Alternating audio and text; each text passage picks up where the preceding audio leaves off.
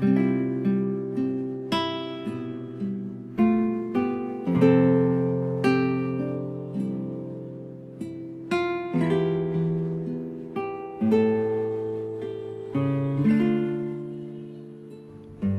mabuting balita ng Panginoon ayon kay San Mateo.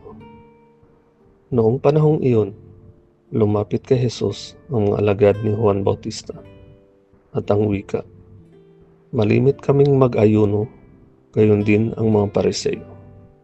Bakit po hindi nag-aayuno ang inyong mga alagad?"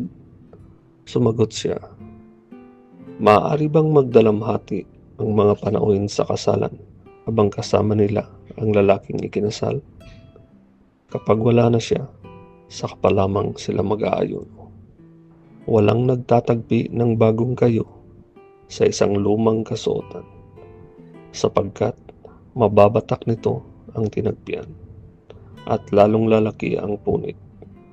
Wala ring nagsisilid ng bagong alak sa lumang sisidlang balat.